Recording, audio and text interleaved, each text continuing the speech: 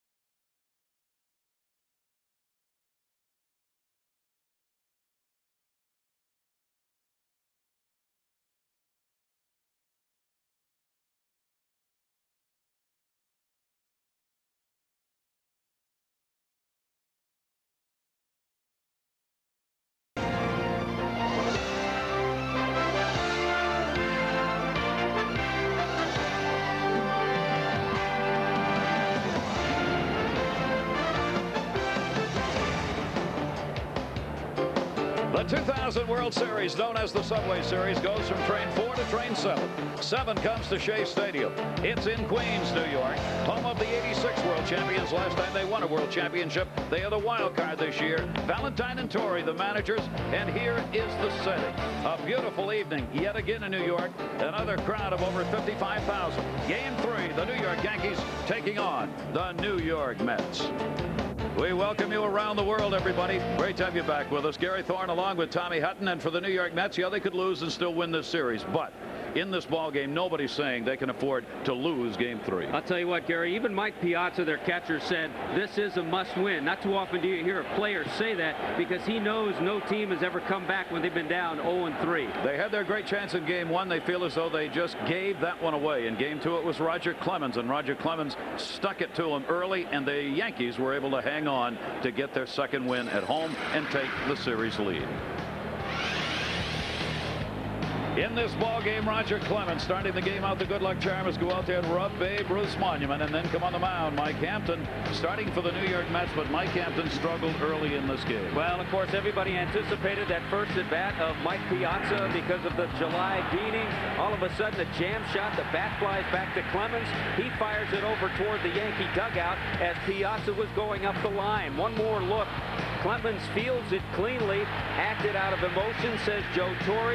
Acted out of intent, says Bobby Valentine and most of the New York Mets.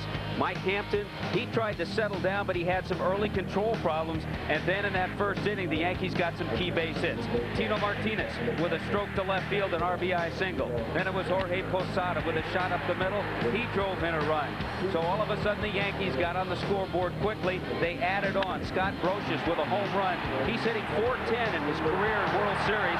That's his third World Series home run, his first of this series. Roger Clemens was outstanding. He had the good split, the good slider, but he also threw a fastball that was over 95 miles an hour to pick up strikeouts. There's a good look at a couple of those good heaters.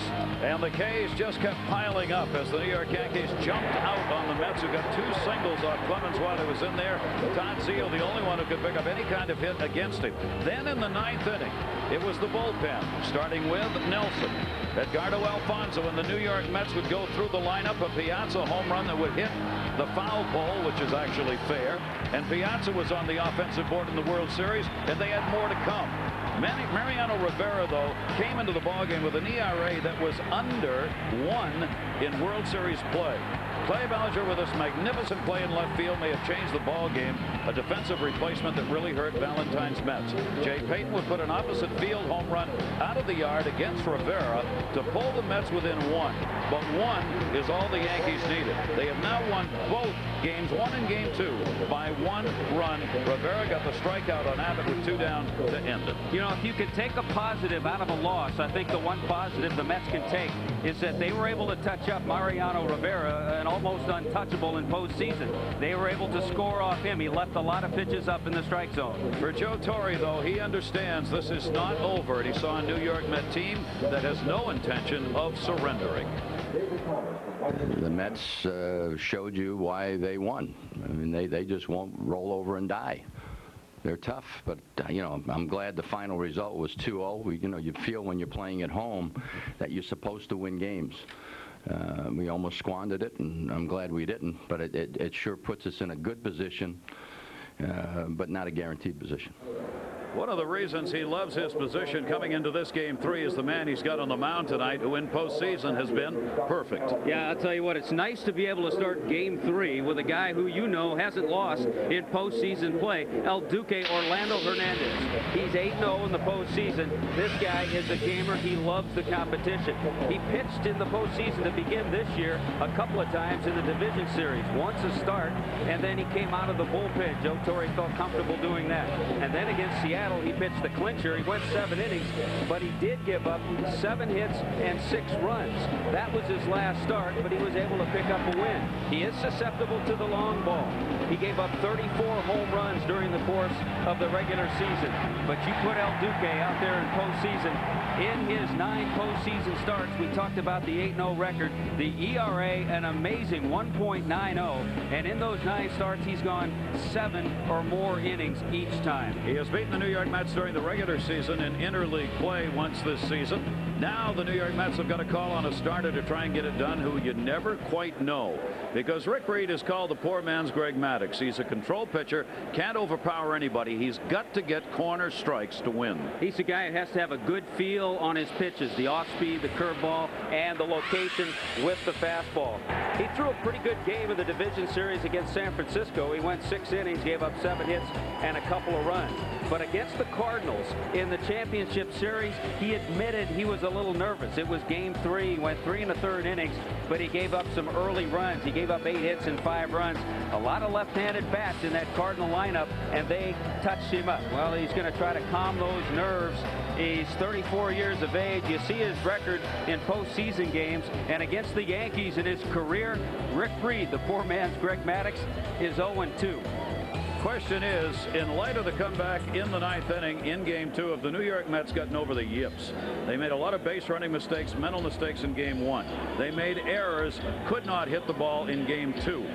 They've got to get over all that and play a solid baseball game. They've not done that yet. I think getting back home to Shea Stadium, I think that's going to help, and it better, because the New York Mets have to play a good, clean baseball game to beat the Yankees. As if there weren't enough distractions in the Subway World Series, we get Game 2, and we get Roger Clemens, and we get Mike Piazza, and we get a city that has been lit on fire by what happened in that game. We're going to come back and take a look at the bat throwing incident.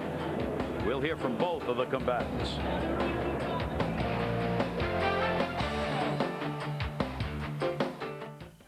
Back here at Shea Stadium, a huge crowd is going to be on hand for this game. Obviously, no tickets at Yankee Stadium, and there are none available here either. The Flames have just been fanned by the Game 2 incident. Roger Clemens, of course, is here with the Yankees. The teams, only the starting lineups are introduced. So Roger Clemens will not be introduced individually. He'll be coming out there on the field as simply part of the New York Mets bench. So New York Yankees bench, rather. So you're not going to get that kind of fans' response to what happened in Game 2, now known as the bat throwing incident. Roger Clemens, the opportunity, the revenge came for Piazza. This was on July 8th. When he took a shot to the head during the regular season. Piazza's always hit Clemens well. Everybody felt that was intentional. So we get to Game 2 of this World Series. Sure enough, in the first inning, first time these two have met up since that July 8 incident, the bat splinters. Clemens gets the barrel of it and throws it in the direction of Piazza. Piazza comes out and says, "What's going on?" And then, wow, the newspaper headlines yesterday and again today talk about it getting really ugly. After the game, the comments of the players involved. Before I had let go of the bat, I had no idea that Mike had ran, and I told Charlie, the umpire, that. So there was no intent. Again, yeah, fired up and emotional, and grabbed the bat to sling it towards our on-deck circle where our bat boys were at, and had no idea that Mike was running. Again, when he threw the bat, I basically, after that, just walked out to see what his problem was. I started asking him, and he really had no response. So I was, you know, like taken back. It was bizarre. It was a bizarre incident. I didn't hear Mike. I heard the ump, a couple of the umps, and so they stay right here. Let's go. Let's get back on the mound. And I remember telling the ump, give me a ball. But again, guys, I was pretty pumped up and emotional. So. Huh? But let me answer. Somebody answer me. You guys ask me questions. Somebody answer my question. Why would he do it? Because he's angry with him? Yes. That's reason? Because he's angry? So he's angry with him, so he screws 24 other people on his team? People don't get thrown out of World Series games. He got thrown out of a World Series game in Oakland one day. But why would he do it? He's angry at Mike Piazza because he hit Mike Piazza in the head. Now, give me an answer to that one, too. Now, wouldn't Mike Piazza be mad at him instead?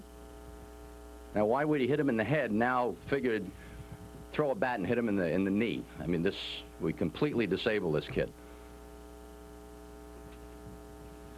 Still haven't given me an answer. I have no answer. Yeah, that's right. You don't have an answer because there is no answer. It doesn't make sense. Now, should he have done it? No. But I think it was very emotional. And this is like the ultimate damned if you do, damned if you don't situation. If we go out and try to inflict aggressive, harm against them, we're selfish and we're getting thrown out of the game. And if we don't, we look meek and we look like that we're not backing up what we're saying. So that's a tough situation to be in as a ball club and as an individual. So. You know what? I think we went out there and we conducted ourselves, with definite class in regard to what the situation was, but expressing our obviously disappointment. Well, kind of interesting, Gary, listening to all those comments. Now, you and I had a chance to talk to Joe Torre, who has said what it's taken away from, at least from his perspective in this World Series, he's not allowed to have much fun right now, and this is that he said you're supposed to enjoy. You're in the World Series. I thought Mike Piazza handled it totally professionally and with class. He realized he's a team player. He realized what might happen had he gone after Clemens. On the other hand, I think Roger Clemens, when he tossed that bat over toward the dugout, I think Roger Clemens has to learn how to control the emotions. I do believe that he acted in an emotional fashion. There was any intent. I don't think he thought about throwing it at Piazza, but I think he has to. A 38-year-old who's pitched as long as he has at the major league level has to learn how to control those emotions. And I disagree. I think he threw at Piazza intentionally. I think he knew exactly what he was doing, and I think he did it out of anger. And Joe Torre saying he needs to have an answer. The answer is they don't like each other. And Roger Clemens was out of control, and it's not the first time it's happened in his career. And Mike Piazza, when he tried to get an answer from Clemens when he walked towards the mound, said it was bizarre because Clemens wouldn't say anything. He just wouldn't even respond to him. And it is not over. He hasn't apologized yet. He says he's not going to. And the New York Mets, they're about a third of that team, think someone on the Yankees has got to go down. But they can't do it in this game because for the Mets, this is one they got to have. Yankees starting lineup. Jose Vizcaino is in, and he'll be leading it off. Derek Jeter continuing a hit streak in postseason. Hitting third. Batting second. Number 28, David Justice. That's David Justice, who will make the start again in left field. Batting cleanup, number 51, center fielder Bernie Williams. The Yankee bench is already out there, lined up on the third base side outside of their dugout. Hitting only fifth, the starters, as we said, are being number introduced. 24, Tino Martinez. Just another great postseason for Tino Martinez.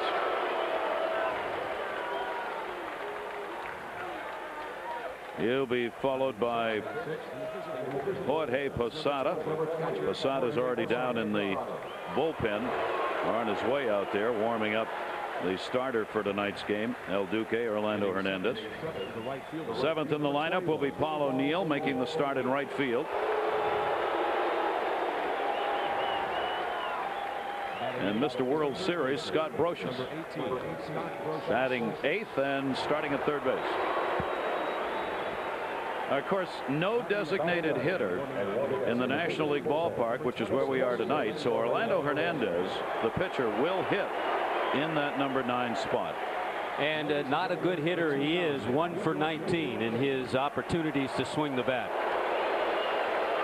Over 56,000 on hand here. They will respond to their home team as the Mets bench players take the field.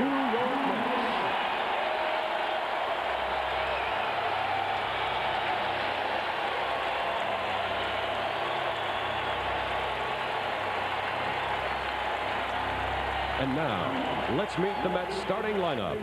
Beginning with the manager, number 2, Bobby Valentine.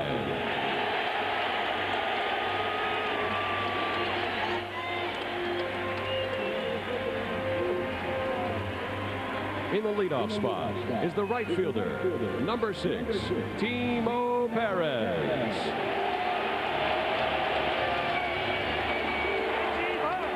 Batting second and wearing number 13, second baseman, Edgardo Alfonso.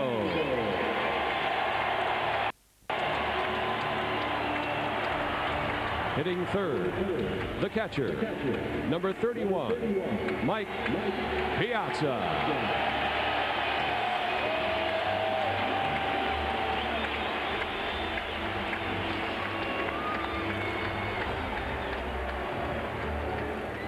Batting cleanup and wearing number 4, third baseman, Robert Ventura.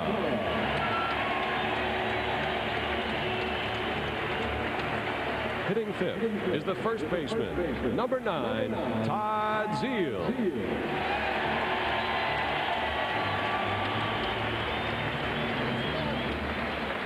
Batting sixth is number 50, left fielder, Benny Agbayani.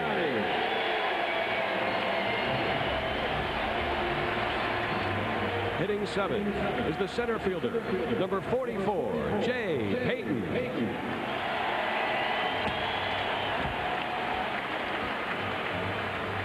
Hitting eighth and playing shortstop, number 17, Mike Bordick.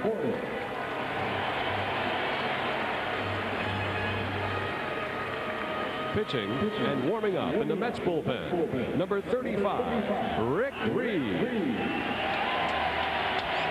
And there they are, your 2000 New York Mets. And there are the New York Mets greeted by their home crowd as they come back after the 2 losses at Yankee Stadium. States Olympic team that won the gold medal in baseball. On the right side, the United States Olympic softball team. Gold medal winners all around in the infield. You know, I think it's real interesting, and I think Bobby Valentine was somewhat instrumental in bringing this group here, especially because of the coach/manager of the Olympic gold medal winning baseball team, Tommy Lasorda. Tommy Lasorda managed Bobby Valentine in his first year in the minor leagues, and they go back a long ways. That's Lisa Hernandez. She'll be throwing out the ceremonial first pitch here with a softball that she can fire. Bounces that one back. She is a doctor in addition to being a softball player. A surgeon, as a matter of fact. And pitches that way too. And Tommy Lasorda, longtime Dodger manager, the lefty, bounces one up to his godson, Mike Piazza. Yeah, and it's because of Tommy Lasorda that Mike Piazza was drafted in the 62nd round as a favor to the Los Angeles Dodgers because of Tommy's relationship with Mike's dad. And the gold medal winning teams recognized here at Shea Stadium in game 1. In game 3, rather. Games 3, 4, and 5, if necessary, will be played here at Shea Stadium. The question is, will that game 5 be necessary? In order for that to happen, the New York Mets have got to come away with a victory, and they need one here in game 3. We'll be back. Game 3, opening pitch, coming up from New York. Friend Dave Wallace right there, the New York Mets pitching coach. Dave was with the Los Angeles Dodgers while Tommy was there. Yeah, Dave Wallace, one-time Dodger pitching coach, then moved to the Mets in a front office capacity, and then was brought down on the field to assist Bobby Valentine and be his pitching coach. Well, the 2000 World Series could not have asked Mother Nature to be any better. here at Shea Stadium. Another magnificent evening after a beautiful fall day in the greater New York City area. So it'll be ideal playing conditions. The field is in great shape. Yeah, I actually think, Gary, tonight is probably a little warmer than Game 2 the evening at Yankee Stadium. And this evening a little bit warmer, and I believe tomorrow is supposed to be more of the same. These two teams will take it. For the Mets tonight, in order to win this ball game, what is it they've got to get turned around? Well, as somebody said before the game, you know, you've got the two best teams in baseball playing here. The margin of difference is so small that all it takes is a miscue here or a non-break or break there, and you've decided the game. And that's just what's happened in games 1 and 2. And then you also, when you have that go against you, you have to have, if you're the team that gets the favor of it, you have to take advantage of it. Sometimes you get that little break your way and you're not able to capitalize and take advantage. I think the Mets have to jump on any opportunity early in the game and try to get an early lead. One of the figures that stands out, the Yankees are hitting .308 in the first 2 games, and the Mets are hitting .218. I mean, that is an enormous difference and a very bad team batting average at .218. That can't last if the Mets are going to win a game. No, and you have to have other hitters other than Todd Zeile, who's probably the hottest hitter the Mets have right now. They need some production from other hitters. And I think they're looking at maybe carrying over from the way they hit in that 9th inning in Game 2 to try to carry that over here to Game 3 and begin the game this way. The Subway Series, of course, has drawn enormous interest around the country and the world, and especially those in New York. And there are those who shared a commonality. They have played both for the New York Mets and the New York Yankees, and some who were involved even when the Dodgers and the Giants were here. Doc Gooden started out here. David Cone came from Kansas City here, went to New York. Joe Torre managed both sides of the city. Lee Mazzilli is now the Yankee coach, and first base played for the New York Mets. How about that? 68 players have played or coached for both the Mets and the Yankees. And you saw David Cone and Gooden, which is kind of interesting seeing them in the bullpen. Jose Vizcaino, he's been of a good focal point with his big first game. Al Leiter, of course, came up with the Yankees as a 21-year-old and now pitches for the Mets. Of course, Joe Torre was the manager that released Bobby Valentine when Bobby Valentine was playing with the New York Mets. And then there's Don Zimmer. And how could you talk about all those men and players who played for both teams and not talk about the Zim? This is like 50 years of Major League Baseball history that is locked in this one man's brain. Don Zimmer with Casey Stengel, an original New York Met. That's Don Zimmer. When the New York Mets came into existence in '62, Zimmer was on that ball club that wasn't very good. They sure had a good time, and Zimmer's been at it before and since. And there is Don, a good luck charm. Derek Jeter, every game, takes his cap off and rubs his head for good luck. Well, let's see. We saw Roger Clemens, when he pitched at Yankee Stadium, rub the monument of Babe Ruth. So Derek Jeter just goes, he makes it simpler. He just goes over to Don Zimmer and rubs his head. Rubs the monument of Don Zimmer is what he does. So Zim will be there. He's Joe Torre's confidant, always sitting beside him on the bench, always talking to him. And during the game, they don't even have to look at one another. They'll be right there in that position. Joe will be staring straight ahead, uttering words under his breath. Zimmer will hear him and respond. And for the first time in this series, Joe Torre is going to bring the lineup card out the home plate. You know, a lot of people ask, Gary, what does a bench coach do? And I think it's really important for a manager to have someone that he can bounce ideas off of, and also to have someone who can throw some ideas toward the manager. And sometimes you go with it, sometimes you agree, sometimes you disagree. And so it's been a great working relationship with Joe Torre and Don Zimmer. Always happy to be in the game in any way, Don Zimmer. And Joe Torre has said he would not want anyone else sitting on that bench beside him other than that man right there. John Stearns for the New York Mets, their bench coach, is out there. They're talking about the ground rules here with the umpiring crew, because there are some changes to the rules with the seats extended out onto the field more than they are during the regular season. So you lose some of that foul territory that you have in the regular season with the extension of seats right behind home plate going towards each of the dugouts. See where the blue and the glass is there at the very front, right there by the side of the field. Those are all new seats, about 4 or 5 rows of them that have been added. They actually extend, as you can see, out beyond the steps of the dugout. So it really they don't. changes. Normally during the regular season, you're about back here. So if you think of this extension right in here, it changes the way that field looks. It changes maybe a ball getting behind the catcher. We have a similar situation down the third base and first base line too. The camera area and also an extension down that way. So you have to in each ballpark go over the ground rules, and that's what they're going over now. New York Mets take the field. Umpires, Jeff Kellogg's got the plate tonight. Tim Welke, Tim McClellan, Jerry Crawford, Ed Montague, the crew chief, and Charlie Relaford, the 6-man crew for Game 3 of this World Series. Same umpires work every game. They just rotate the positions they're working. Let's take a look at the starting lineup. Brought to you by MasterCard for the New York Yankees, the visiting team here tonight. When you're winning, you stay with it. So Jose Vizcaino is in at second base out of the Dominican. Derek Jeter, David Justice, and Bernie Williams in the cleanup spot. Tino Martinez, Jorge Posada, Paul O'Neill, Scott Brocious, and El Duque, Orlando Hernandez. Martinez, as usual, when it gets tough, he gets tougher. 5 for 11 in this series. Let's check out that defense that the New York Mets have as they set up defensively right now in the outfield. No changes with Agbayani, Payton, and Perez. Robin Ventura, the Gold Glover, 6-time Gold Glover. Mike Bordick, there was a little question. Bobby Valentine told us that he actually thought maybe of starting Kurt Abbott, but he decided to go with Bordick at shortstop. Bordick, remember in the National League Championship Series, was hit on the thumb, and that thumb has really formed a nasty bone bruise and is bothering him, but he goes with the veteran Mike Bordick at shortstop to fill out that infield.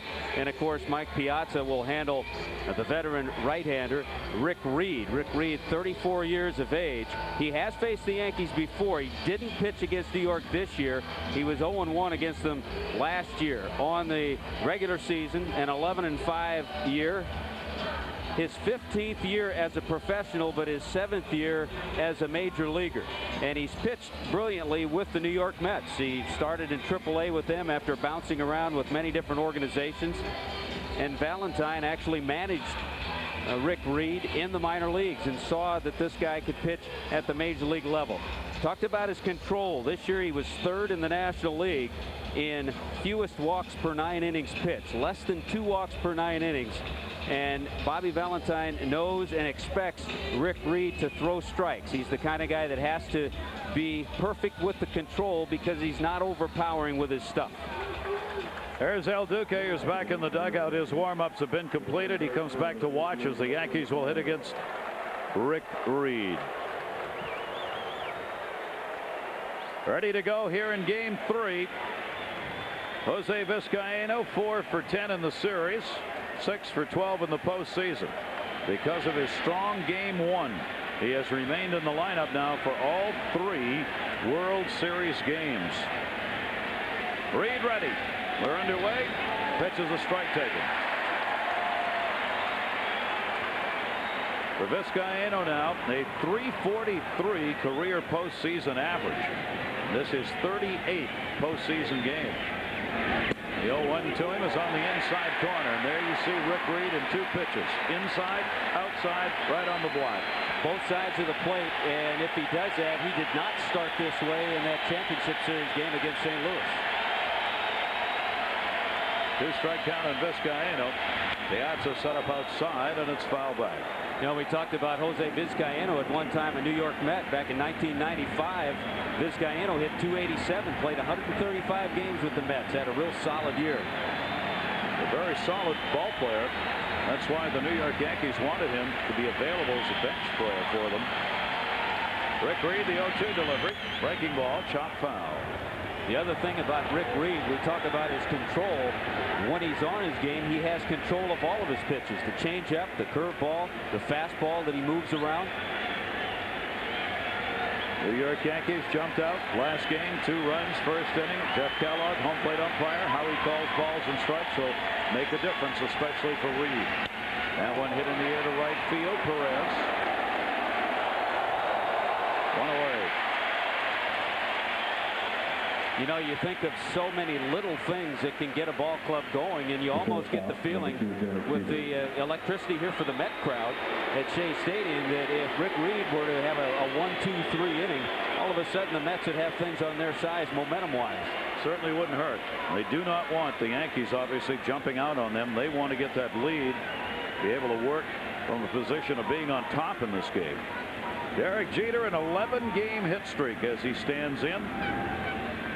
Overall postseason numbers with that 300 average. Fouls the pitch back. As we said, Reed is making his World Series debut. It is his 5th postseason game. He is 1-1.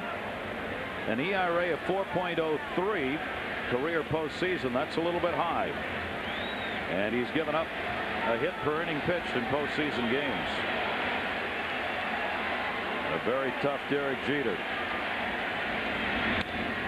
Came inside on him, fouled straight back, 0-2. Well, he started both hitters 0-2. He's thrown 7 pitches, and they've all been strikes. There aren't many pitches of which their manager would say if he has one problem, he may throw too many strikes. That's what Bobby Valentine was telling us tonight about Rick Reed.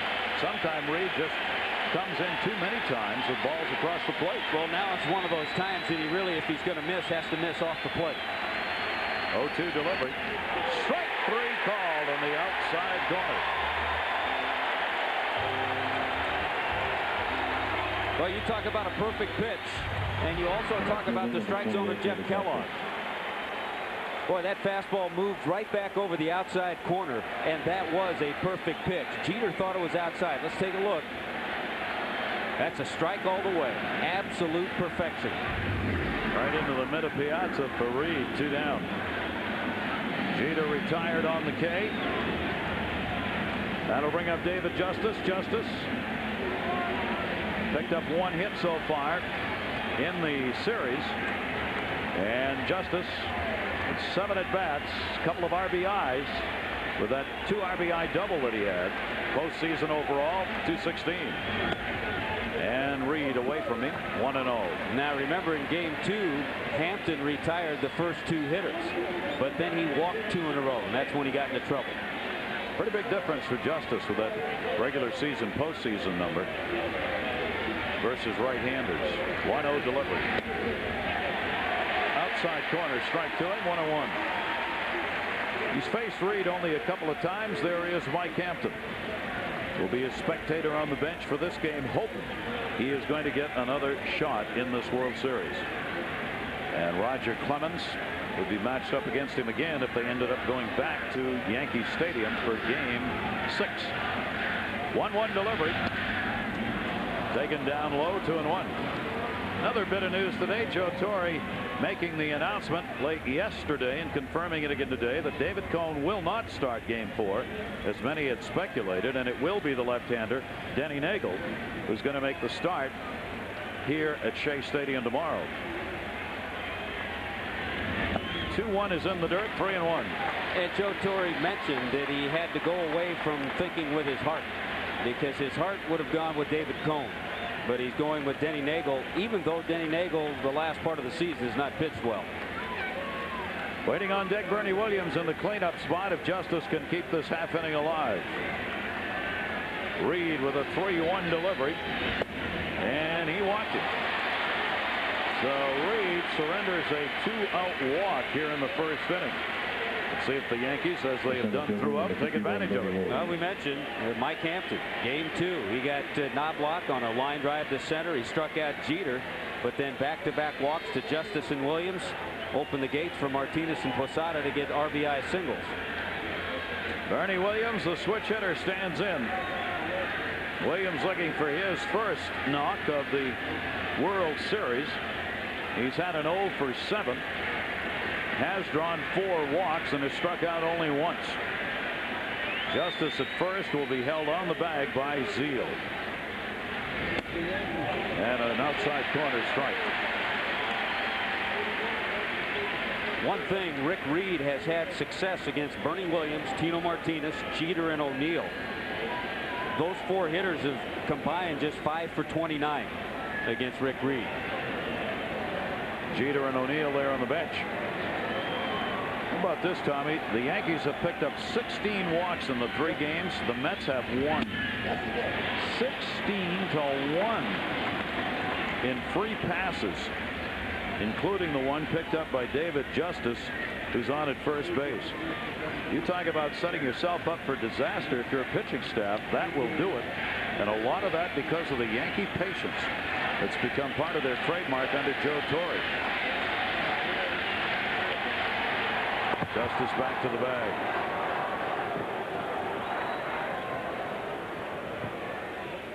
Sometimes Zeal plays off first base, especially against left-handed hitters.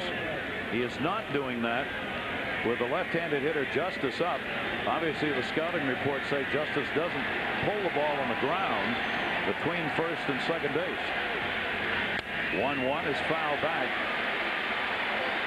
They expect Williams, if he hits a ground ball, to take it the other way. Yeah, there are a couple of ways to look at it. They also don't think Justice is going to run, not going anywhere at first base. And Todd Zeal will do it more with a left-handed pitcher out there, with a Hampton or a Leiter.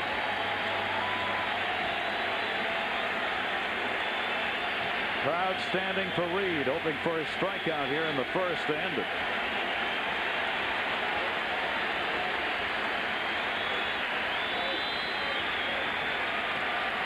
One-two delivery. Williams takes it inside, a little bit high, 2-2.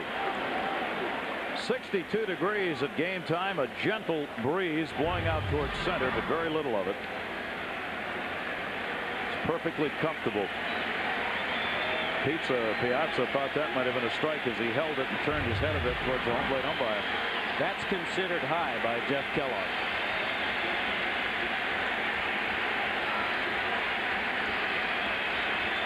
Two count. Runner not going, and it's 3-2.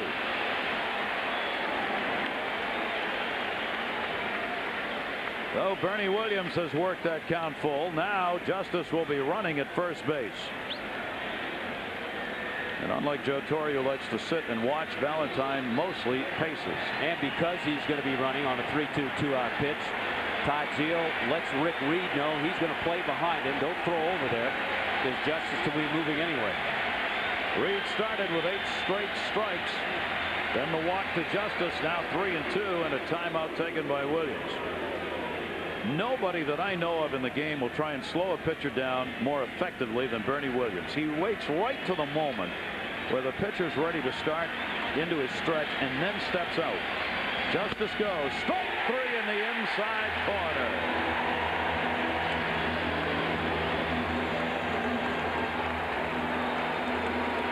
No runs, no hits. 1 left on, and the second strikeout victim of the inning for Rick Reed, who got Jeter and Williams looking at called third strikes.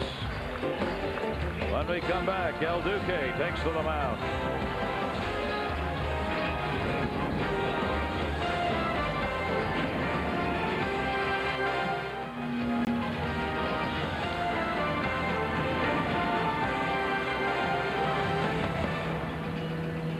Major League Baseball International's presentation of the 2000 World Series brought to you by MasterCard. Priceless. Great shot of lower Manhattan. We have moved, of course, through Manhattan over to Queens, where Shea Stadium is located, home of the New York Mets, with the Yankee Stadium location being in the Bronx. Just as rabid a crowd on either side of the East River, and it'll be about the same numbers. As the Yankees had 56,000 plus for both of their games, Mets will be very close to that here at Shea Stadium. Mets moved into Shea Stadium 1964, 2 years after they came into existence. Opening game here was April of that year that the Pirates beat the Mets in. Here's El Duque for the Yankees. Well, the one thing you have to watch out for in El Duque, he gives you that high leg kick, and he hides the ball very well. He's not overpowering. He's high 80s, about 90 with the fastball. But you have to really watch the ball and where he releases it. Perez takes it down low, ball 1. Timo Perez leading it off for the Mets.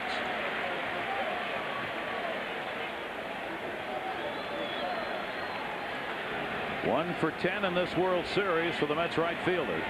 El Duque, either 31 or 35 years old. It depends on which press guide you read, and he's not telling.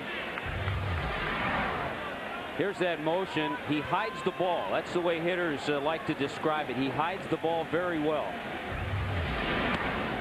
There's that breaking ball. Falls right off the table. Gives you that big breaking ball. Will throw the changeup, a fastball, and will give you different arm angles. He doesn't release the pitch from the same angle all the time. 1 ball, 2 strike count to the Cuban native. Foul back by Perez. Gary, you talked about all those walks that the Yankees have received and only 1 walk that the Mets have received.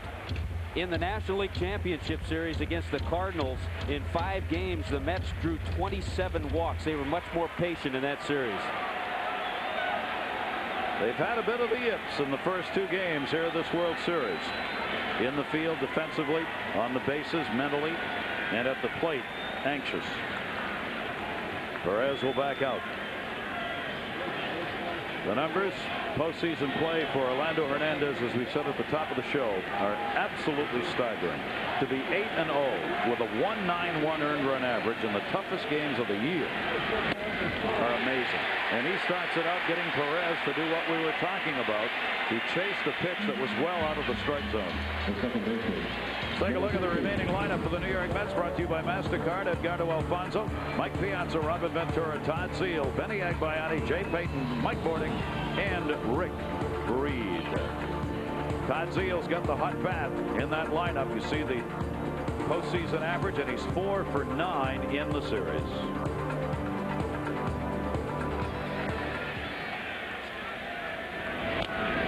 Alfonso fouls it off the glove of Jorge Posada and took a little bit of his hand too. Alfonso has hit successfully now in 11 consecutive post games this year, 13 if you go back to last year. Notice Jorge Posada got a little courtesy sweep from Jeff Kellogg, the umpire. He went out, swept off the plate a little bit just to give Posada a little extra time to regroup after that foul tip. Andy Pettit on the right, Clemens on the left there. 0-1 delivery. Good heater down and in on him, 0-2. And there's an example. You see hitters appear to be late on the fastball that Hernandez throws, yet that fastball was 89 miles an hour, and that's because they have trouble picking it up. 12 and 13 during the regular season, but his other numbers were better than his record. Opponents only hit 247 off him, which was 6th best in the American League. And he gave up fewer hits, 186, than innings pitched, 195. And he had 3 complete games. So he clearly pitched well enough to have been better than a game below 500. Swung on and missed, and the Mets have struck out twice on pitches that weren't close to being strikes. Well, one was a fastball that he got Perez. This one a breaking ball. Watch where he delivers this pitch from. He drops down a little bit. There's the different arm angle, and he goes away with a breaking ball to get a good hitter, Edgardo Alfonso, to chase it. There's what you see as a hitter. There's that pitch low and away, and Alfonso chases it and doesn't get it. With the movement he's got on that ball right now, he is going to be very tough to hit in this game. And we Mike Piazza talked about all those angles with the 3 pitches he throws, and then he has 3 different angles on each of those pitches, so it's almost like he throws 9 pitches. Mets have struck out 22 times in 21 2/3 innings in the World Series. You combine those 2 numbers we're talking about, the absence of walks picked up combined with strikeouts, that's why their batting average is .218 in the World Series. The amazing part of it is that there have been 2 one-run ball games. Yeah, as poorly as those numbers figure out for the Mets, they've been close games and certainly had a great chance to win game 1. Piazza, 1 ball, 1 strike count, 2 down. High fastball, 1-2.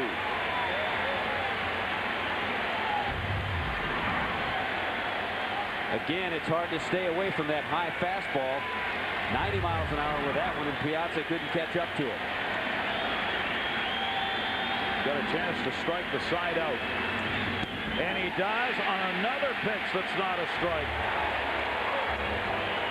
Orlando Hernandez has now struck out 62 postseason batters in 69 postseason innings.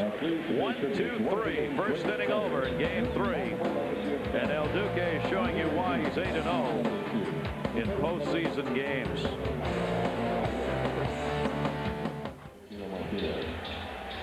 So both pitchers get off to very strong starts as they set the opposition down 1, 2, 3. We go to the second inning. It'll be Tino Martinez, Jorge Posada, and Paul O'Neill coming up.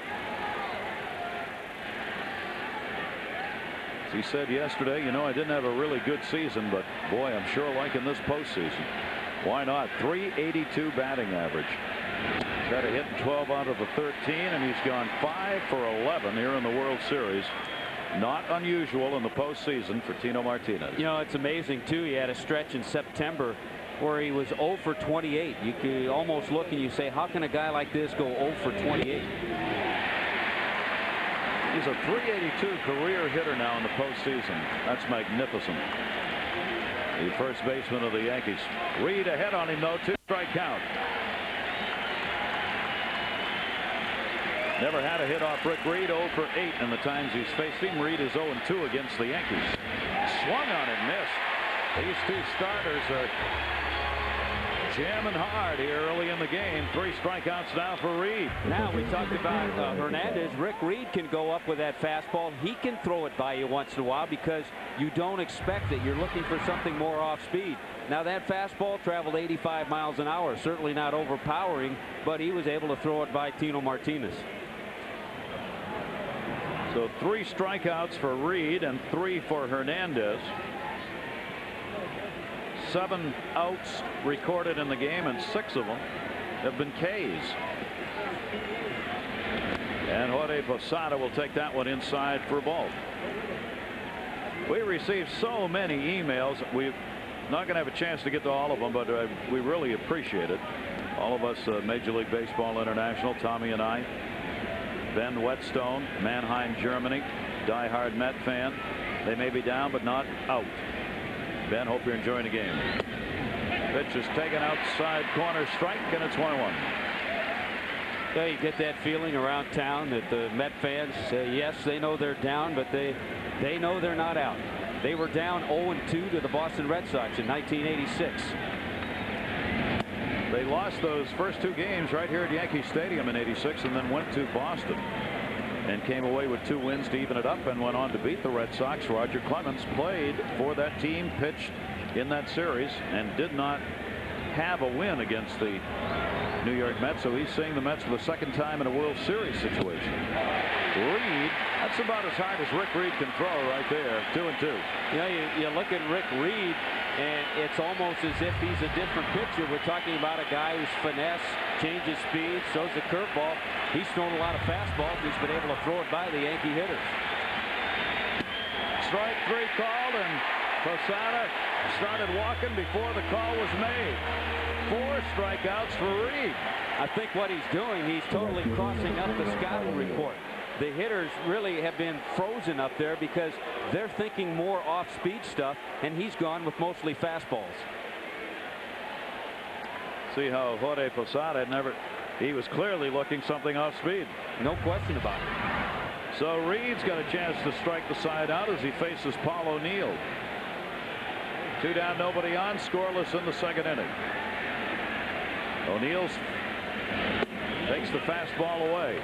O'Neill has good postseason going. Those 277 numbers. And he certainly has helped himself out in this World Series where he's 4 for 8.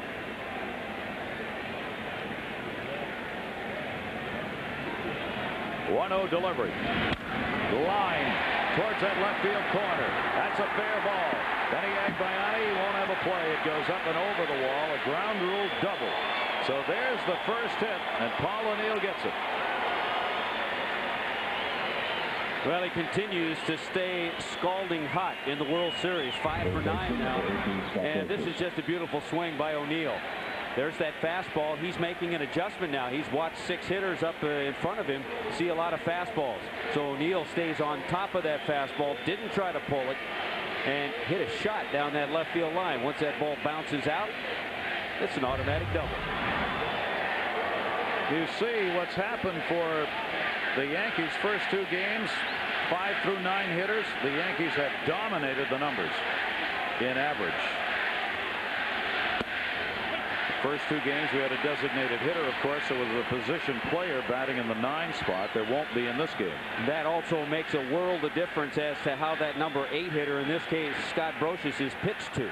Because you have first base open, you don't have to give in to him. You have the pitcher Orlando Hernandez on deck. Runner at second, 2 down. The 0-1 delivery by Reed.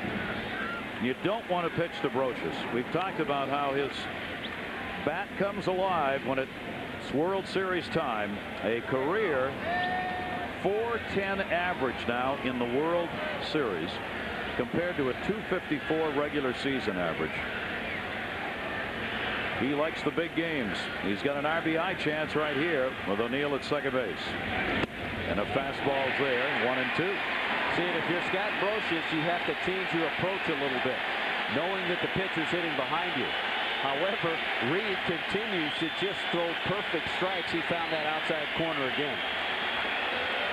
Reed just has an affinity not to throw a pitch out of the strike zone. 1 ball, 2 strike count. O'Neill off second base. Brocious will foul it back. This is one of those little nuances of the differences in the American League and the National League that changes a ball game with that pitcher on deck, how that number 8 hitter is pitched. You're much more willing if you're a pitcher to face the opposing pitcher as a batter than you are someone like Brocious hitting ahead of him. So Tommy's saying, and you don't have to give Brocious a pitch to hit. Make him chase something if you're going to throw to him at all. 1-2, 2 down. And Reed strikes him out. So Rick Reed strikes the side out. He's got 5 strikeouts in 2 innings. No runs, a hit. Base runner left on for Orlando Hernandez and Rick Reed. They have started this out as a game of K's. No score.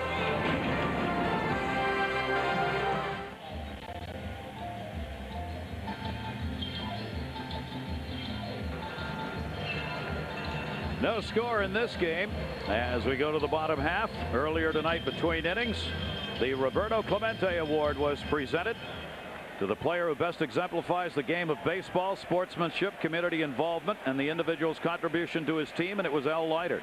That's Roberto Clemente Jr. out there to help make the presentation. He's on the right and hit the deep right field. Robin Ventura way back. Goodbye, home run. Mets lead it 1-0.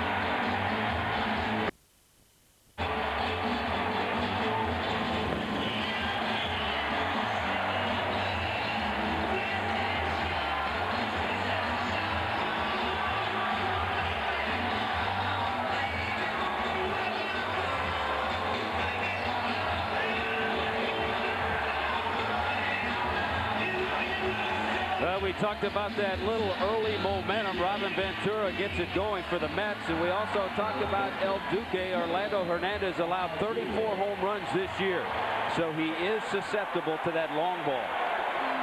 Robin Ventura gets his 2nd home run of this postseason and his first of this World Series, and the Mets have taken the 1-0 lead on their first hit of the ball game.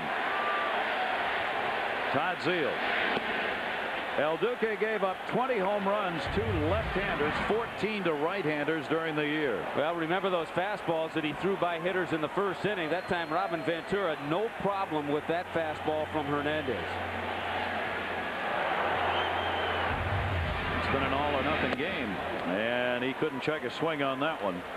Strike two. There's Ventura.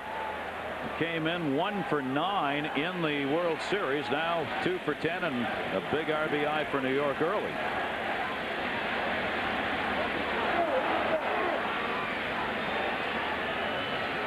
Two-strike count. Todd Zeile 4 for 9 in the series. The only Met who's been hitting regularly.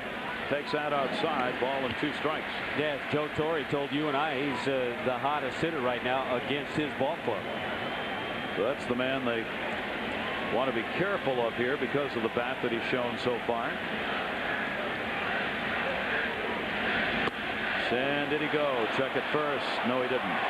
Tim Welke, first base umpire. You know, Robin Ventura obviously picks up Hernandez very well. He had gone 3 for 8 against him before the home run. So you feel comfortable when you face the guy a few times, and obviously he's seen him pretty well, having gone 3 for 8. 2-ball, 2-strike count. And a little too long, and Zeile will step out of there. Hernandez in the 22 1/3 innings coming into this game had surrendered 3 postseason home runs this year. Even though opposing hitters only .228 in the postseason this year off. Zeile able to fight off the fastball, 2-2. It's kind of the way El Duque pitches. When he does give up the long ball, if he's in a good groove and going well, it's usually a low shot. He's not going to hurt himself by giving up that 3-run homer.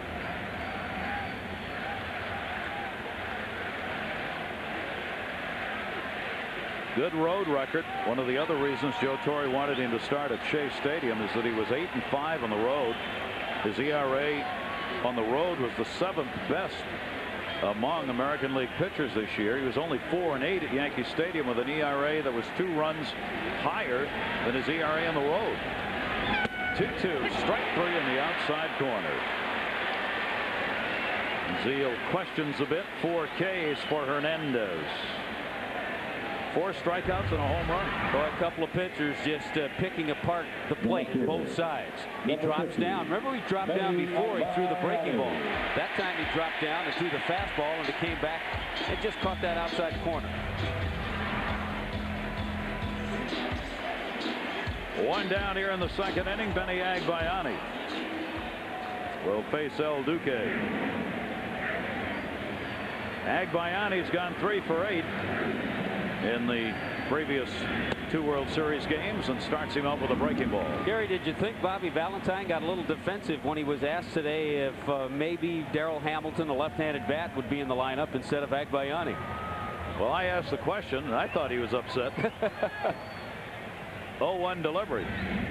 What surprised me was I wasn't talking about Agbayani. I was talking about Jay Payton in center. And Valentine, when I said, would you start somebody else off the bench maybe in this game, immediately said, why would I start anybody for Agbayani? And I was like, I didn't ask you whether you'd start anybody for Agbayani. 0-2 delivery. So he obviously had thought about starting somebody for Agbayani.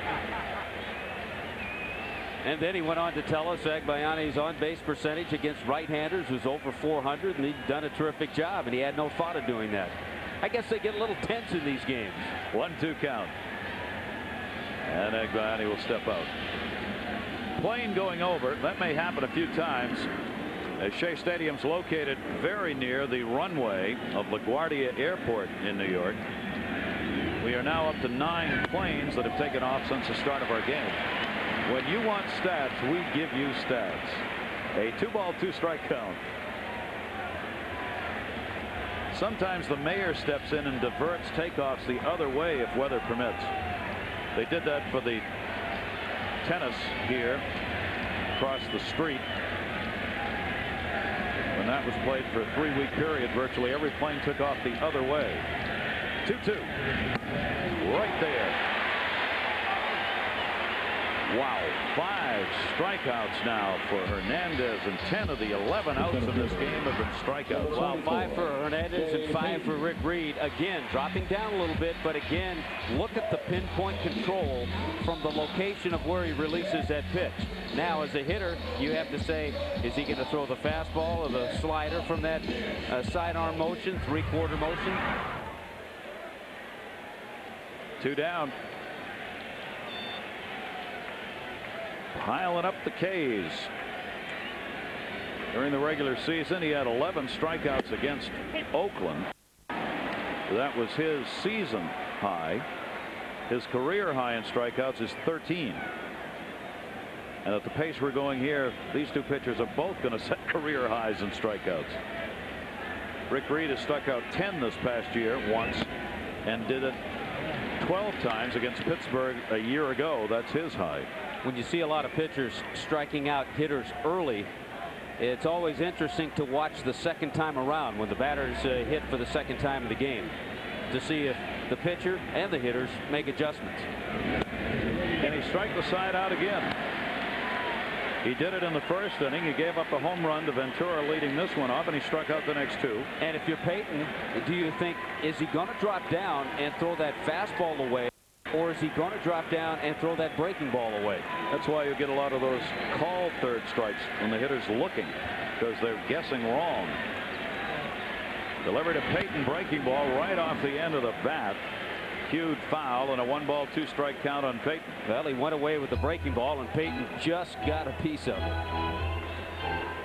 For Jay Peyton, the postseason numbers have certainly dipped, and when you're facing pitching like this, no wonder. Good swing just to stay alive. Need a longer bat on those kind of pitches. He hit .291 during the regular season. Jay Peyton did. That average here in the postseason has flirted with a 200 mark or below. 178 coming into this game. Reached again, fights it off. 1-2. Well, he jumped on a high fastball the other night too against Mariano Rivera at Yankee Stadium. Rivera got a lot of pitches up in that inning, and Peyton took advantage of one of them and sent it down the right field corner for a home run. With the home run by Ventura, now the Mets have out-homered the Yankees 3-1, getting, of course, 2 of those in that 9th inning in Game 2, which were not enough. Piazza's got one, Ventura's got one. There they are, sitting there, and Jay Peyton's got one. Thought about it, and that was a mile away. That's how tough it is, what Tommy was talking about, picking up the ball out of El Duque's hands. A lot of hitters thinking about going that far, that's hard. Yeah, and a lot of guys try to do that, but when they change their motion and arm angle, they don't have good control. Hernandez keeps the good control. 2-ball 2-strike count on Peyton. And he got him with another high heater. He has struck the side out in both the first and second innings. But leading off this inning, Robin Ventura delivered the home run that brought the Mets out of the dugout and has given the Mets the early lead here in Game 3, 1-0. We'll see Hernandez hitting in a minute. From Shea Stadium, New York. Where can you find the latest stats and participate in live chats at MLB.com? Live game audio, video highlights, player profiles, historical facts, updated scores. Check on the loads of information about all 30 Major League teams. Underway here, Rick Reed pitching to the opposing pitcher, El Duque. Thank you for emailing us questions. Love to hear from you. Questions, comments, whatever. You can do it. MajorLeagueBaseball.com's the place. And a strike taken. Bear in mind, the Yankee pitchers do not hit except in interleague games during the regular season. Orlando Hernandez was 0 for 9 during this past season and 1 for 19 lifetime. And Rick Reed blows that one by him. So they each have 6 strikeouts.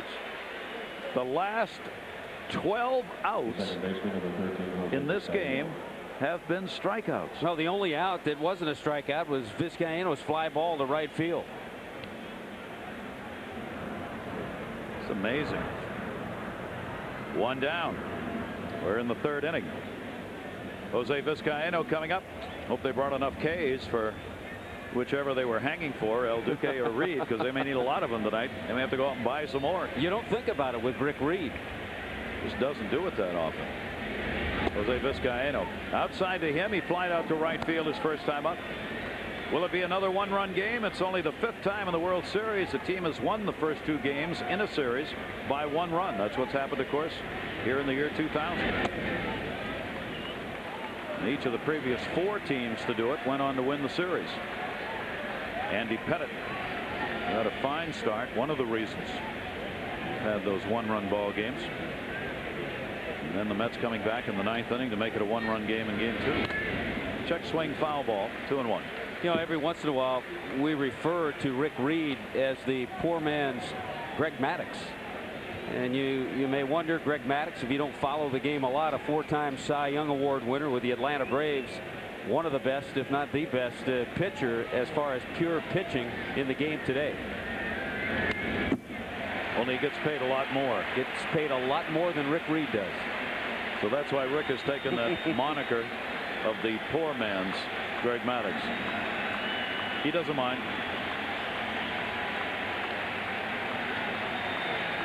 Now see, this guy's a Rick Reed fan. 2-2 breaking ball and a chopper to short. Mike Bordick says, hey, I get a chance to do something. And got him. So Vizcaino continues his streak, the only guy to get it out without striking out. Actually, that's a very good point, though. You stand out there defensively in the field, and if you have a pitcher striking out hitters the way Rick Reed has, the way Hernandez has, you have to make sure mentally that you don't get back on your heels, and you have to be ready. This wasn't an easy play. Charged nicely by Bordick. He got it on the big hop and unloaded quickly. Vizcaino can get down the line. Was really close on that one. There are 2 down. Mets leading at 1-0. 3rd inning. Jeter called out on strikes his first time up. Hits the breaking ball to the gap left center. Agbayani over. Will play it on a hop. Jeter a big turn and will go back to first. So Jeter gets the 2nd hit for the Yankees. It comes with 2 down here in the 3rd inning, and he's got a 12-game hitting streak for this postseason. Yeah, when you're a good hitter, and Derek Jeter certainly is that, you jump on that hanging breaking ball, and he got a hanger from Rick Reed, and it was a nice play by Benny Agbayani, because with 2 out, Jeter's thinking about taking a big turn, maybe getting into scoring position to second base. Agbayani cuts it off nicely, got it back in a hurry, and once Jeter saw that ball coming into the infield, see, he's looking all the way. Now he has to put on the brakes because he sees the ball coming in from Agbayani. Jeter, a .300 career postseason hitter. Not lowering that this year, right where he's always been. Now David Justice. Justice walked his first time up, the only walk given up in the ball game. And Reed will throw over with Jeter on at first base. Not had many stolen base even attempts here in this World Series. We haven't had one stolen. The New York Yankees 0 for 2 and the Mets 0 for 1. This would be a guy that Joe Torre wouldn't mind sending, and I'm sure he might even have the green light. He had 22 steals during the season. Get him into scoring position with Justice up there. This would be an opportunity for the Yankees to try to send Jeter. Justice takes a fastball on the inside corner. We're talking about MajorLeagueBaseball.com. Tommy, we had a nice email from Ross in the UK wondering, where can I find a Major League Baseball retailer? Well, MLB.com, you can get on the internet, is where you want to go. Major League Baseball items are online for sale. 0-1 delivery, a little heat inside to him, 1-1.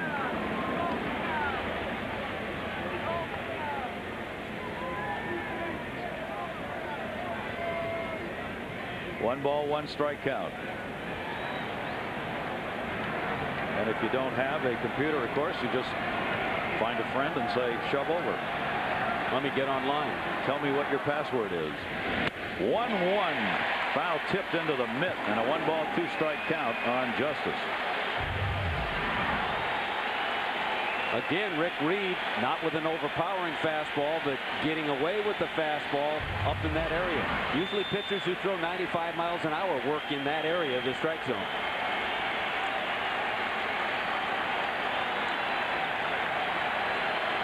Jeter at first base. Maybe going here on a 1-2 count.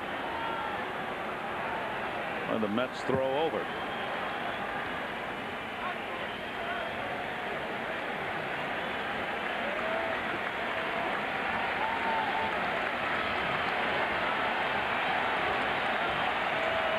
Runner not going. 1-2 pitch up high.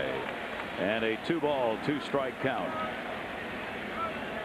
Reed bouncing off the mound after that delivery. Looked as though he was trying to get out of the way of a Piazza throw. He thought, I think Jeter was going to be taking off and going on that, and Jeter wasn't.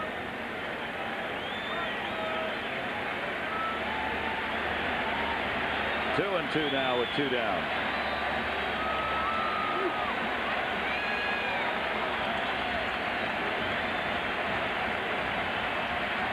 Pretty good lead for Jeter. And he goes 2-2. Justice fouls it back near the Yankee dugout. There'll be no play.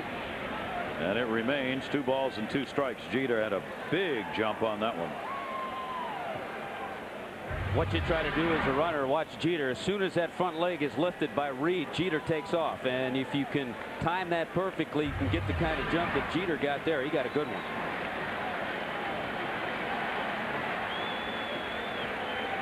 Looking over again for the signs. Willie Randolph. Joe Torre relays them to the third base coach.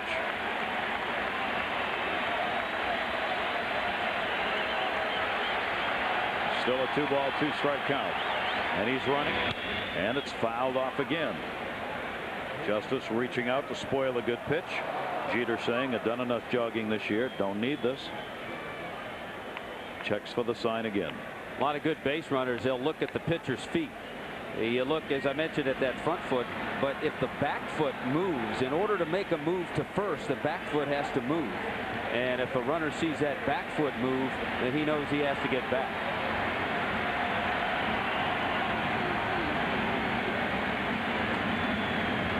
Two runner not going. Hit hard, a fair ball. Right over first base. Jeter on his way to third. Perez in the corner. Willie Randolph's waving him home. Here's the relay throw. Alfonso to Piazza. Not in time. A double and an RBI for Justice. And another 2-out RBI for the Yankees. And they tie it at 1-1.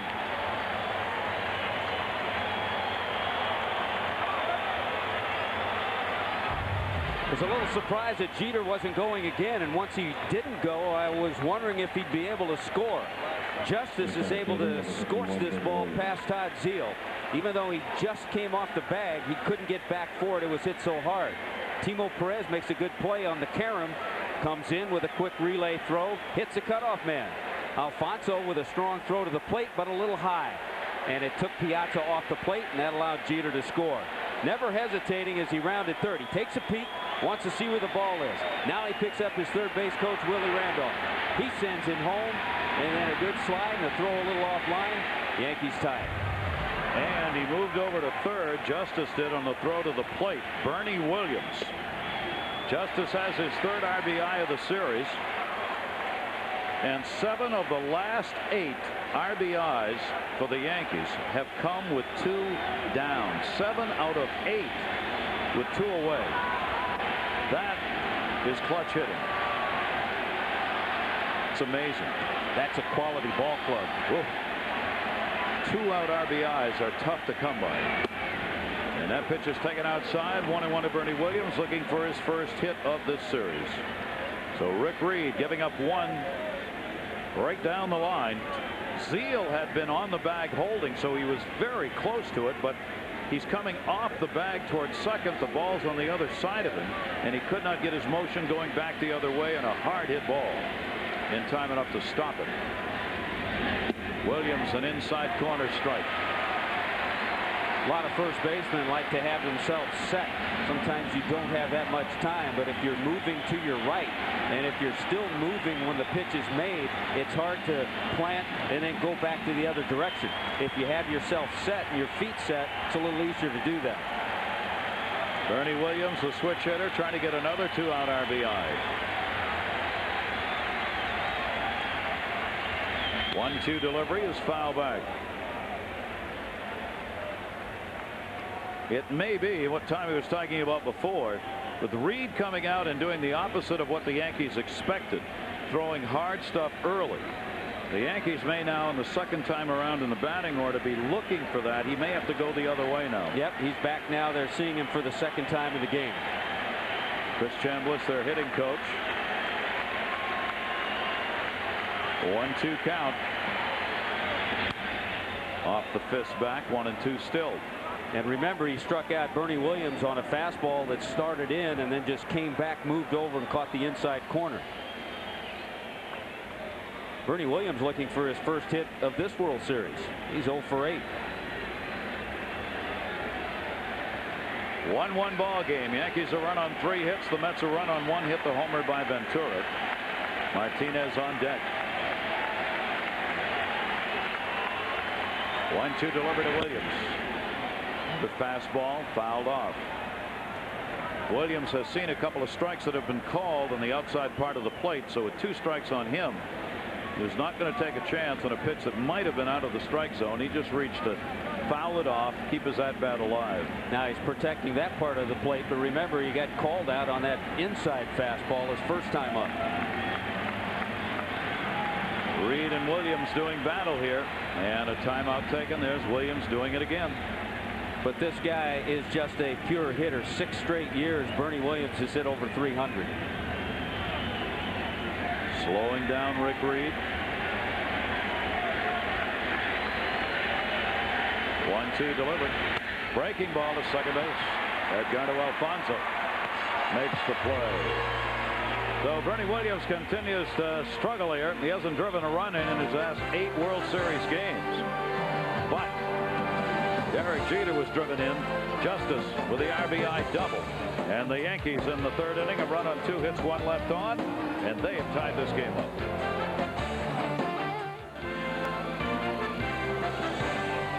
The 2000 World Series, as the moniker of the Subway Series, the trains that have moved a lot of fans to Yankee Stadium for the first 2, and now here to Shea Stadium for Game 3. Gary Thorne, Tommy Hutton, 1-1 ball game. As we go to the bottom half of the 3rd inning, Mets will get Bordick, Reed, and top of the order Perez coming up. Mike Bordick, an 0 for 3 so far. As Bordick has continued with postseason woes at the plate. We showed you those numbers on the bottom part of the order for the Mets that have not been productive in the postseason. That one's taken up high, and in this World Series in particular. Bordick has seen a little bit of Hernandez with his time in the American League, but not fared well. 2 for 14 against him, and that's what he's done in the postseason this year. Bordick has really struggled in his career. He's 145 hitter in the postseason, and he's had 77 at bats, so it's not as though he hasn't had a chance. Side by side, Yankee and Met fans throughout this city for this World Series. 2-0 delivery is foul back off El Duque. 2-1. Yankees, of course, continuing to extend their record. 14 consecutive World Series games won now. Every one they continue to add to it's a new all-time record. They've got a guy out there who's got his own, of course, 8-0, so they got all the numbers going their way. That one in the air to left field, backing up Justice at the wall with room. And Bordick is the first out. That'll make El Duque think a little bit. Bordick not known for a lot of power, yet the last couple of years he has hit some home runs. Good swing at that. Probably caught it a little bit on the end of the bat. Didn't get the real drive to it, and Justice had plenty of time. Justice taking a little ribbing from the fans out there in the bleachers. Picnic pavilion it's called here at Shea Stadium. Fairly close to the left fielder, as you can see right there in those seats. Rick Reed, the opposing pitcher. There they are. And they know David Justice well because he played all those years with the arch rival of the Mets in the National League, the Atlanta Braves. So they've had plenty of times to have conversation, shall we say.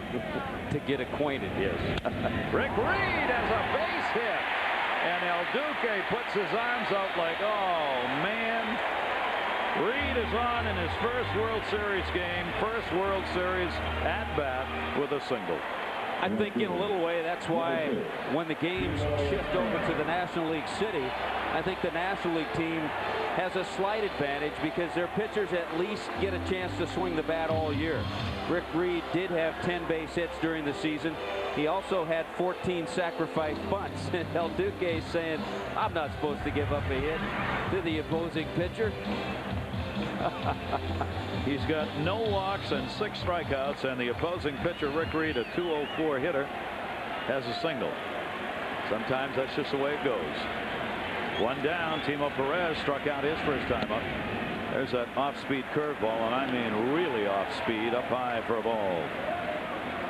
He throttles back. He uses that curveball as his, along with a changeup, as the second of his off-speed changeup pitches. And it is distinctly different from the hard stuff he throws as far as speed's concerned.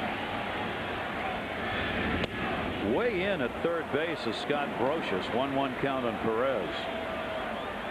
Brocious challenging him if he's thinking about trying to lay a ball down for a bunt. You talk about that slow curveball, that off-speed curveball. That's why his fastball that's in the high 80s also seems to get by hitters, because he gives you a varying of speeds. 1-1, Timo Perez to left field. David Justice again settles under it. And there are 2 down. I know one of the things that the Yankees scouts picked up briefly in watching Timo Perez. I had a chance to talk with Gene Michael, Stick Michael, who's a top scout and confidant of George Steinbrenner of the Yankees. And in following Timo Perez, they haven't given him a whole lot of strikes to hit. There's Gene Michael. And you don't have to, because he's an aggressive hitter. So they've really stayed away from throwing him pitches in that strike zone. They've still been able to get him to chase pitches, and they've gotten him out. 1 for 12 for Perez in this World Series now. And there are 2 down. Edgardo Alfonzo, strikeout victim, trying to extend his 11-game hit streak in the postseason. And Hernandez steps on. And the same holds true with the Met hitters. They have some guys who can make adjustments. So they're now second time around in the order, trying to adjust to Hernandez. Rick Reed at first, not a fast runner, goes on a base hit. He'll have to be hustling. The breaking ball's away. Alfonzo continues to put up numbers in tough situations like this with runners on base. He's a better hitter than he is with nobody on. You see during the regular season, 346 runners on. Playoffs, 400 runners in scoring position, which isn't the case here. Tremendous 462 playoff number. 1-0 is fouled straight back, and a 1-ball 1-strike count on it.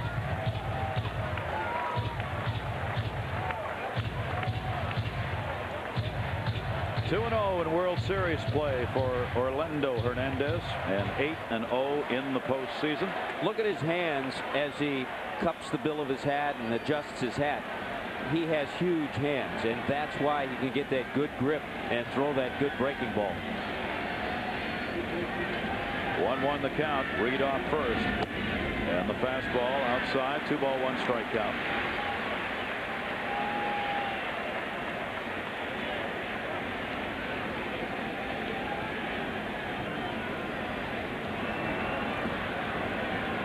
Well, he loses that ball in his hands when he rubs it up. That's why it's one of the reasons so hard, as we said, for hitters to pick it up. Plus, he holds the ball a long time, right to the end of the delivery, before he releases it. So it kind of shoots out of his hand at hitters. 2-1 delivery, and that's in there for a strike. 2-2. Livan Hernandez's half-brother was asked, why does your half-brother have so much success in the postseason pitching under all that pressure? And Livan said, pressure? Pressure's trying to get out of Cuba.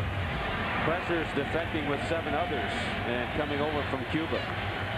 Breaking ball just missed. 3-ball 2-strike count. Hey, his half-brother Livan not too bad in postseason either. He's 5-0 and was the World Series and Championship Series MVP in 1997. Piazza waiting on deck. There they are. Look at these guys. 2-0 in that 97 World Series at MVP. Orlando 1-0 98, 1-0 99 in World Series starts. 3-2, runner goes. Alfonso will keep his at-bat alive. Yeah, Levine had that 15 strikeout performance in the championship series that year against the Atlanta Braves. El Duque trying to get out of this inning now with that runner at first and 2 away, and Alfonso, as we said, a very tough man to strike out. Reed not being held on the bag any longer. Martinez plays behind the base runner. 3-2 for the second time, and a fly ball, shallow right, second baseman backing up, Vizcaino, and he'll put it away. That'll do it for the Mets. No runs, a base hit, and one base runner left on. We've completed 3 in Game 3 of the 2000 World Series. Midtown Manhattan, where lots of folks have been watching, and many more wish they'd had $3,000 to buy a ticket.